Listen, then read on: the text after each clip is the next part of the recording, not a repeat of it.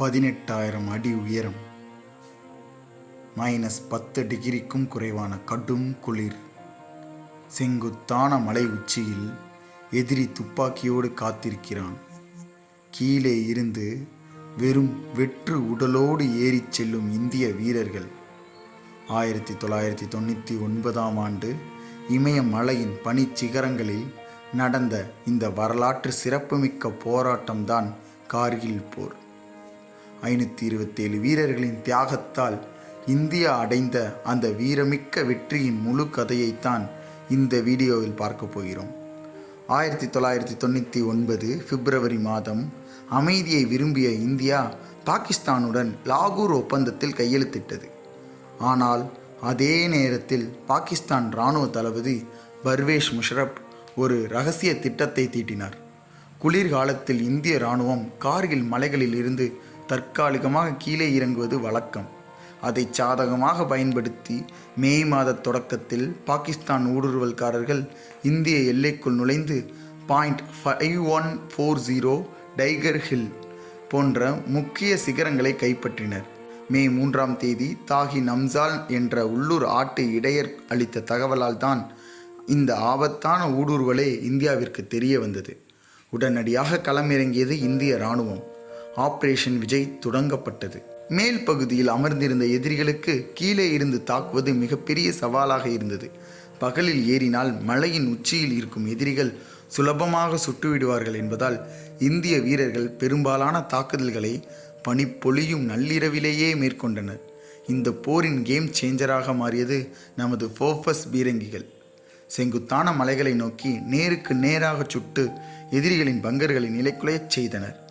அதனுடன் இந்திய விமானப்படையின் ஆபரேஷன் சோபத் தாகர் எதிரிகளின் பங்கர்களை நிலைக்குலையச் செய்தது. போரின் போது பாகிஸ்தான் படைகள் இருக்கும் இடத்தை துல்லியமாக கண்டறிய இந்தியா அமெரிக்காவிடம் GPS உதவியை கேட்டது. ஆனால் அமெரிக்கா அதை வழங்க மறுத்துவிட்டது. இந்த சம்பவத்திற்கு பிறகே இந்தியா சொந்தமாக IRNSS மற்றும் NAVIC செயற்கைக்கோள் அமைப்பை உருவாக்க தொடங்கியது. ஜூன் 13ஆம் தேதி டோலோலிங் சிகரத்தை இந்திய இராணுவம் மீட்டது. இதுவே போரின் மிகப்பெரிய திருப்புமுனையாக அமைந்தது. இந்த போரில் இந்திய வீரர்களின் வீரம் உலகையே வியக்க வைத்தது.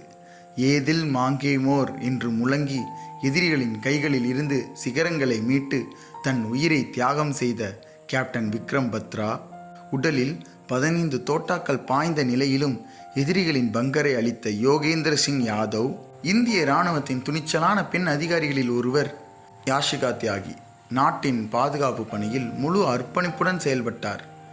கார்கில் போர்க்காலத்தில் கர்ப்பிணியாக இருந்தபோதும் தனது கடமையை பொறுப்புடன் தொடர்ந்ததாக பல ஊடகங்களில் குறிப்பிடப்படுகிறார். யாசிகா தியாகியின் வாழ்க்கை நாட்டுப்பற்று என்பது ஆண்களுக்கு மட்டுமல்ல, பெண்களுக்கும் தான். பெண்களும் தங்கள் வீரத்தாலும் சேவையாலும் நாட்டை காக்க முடியும் என்பதை உணர்த்துகிறது. இவர்களின் அசர வைக்கும் துணிச்சலால் ஜூலை 4ஆம் தேதி புகழ்பெற்ற டைகர் ஹில் சிகரத்தில் இந்திய மூவர்ண கொடி பறந்தது. ஜூலை 26, 1999 இந்திய இராணுவம் கார்கிலில் இருந்து அனைத்து ஊடுருவல்காரர்களையும் முழுமையாக வெளியேற்றி வெற்றியை அதிகாரப்பூர்வமாக அறிவித்தது.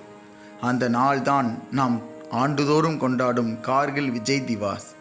தாய்நாட்டை காக்க உயிர் நீத்த 527 வீரர்களுக்கும் நமது வீர வணக்கம்.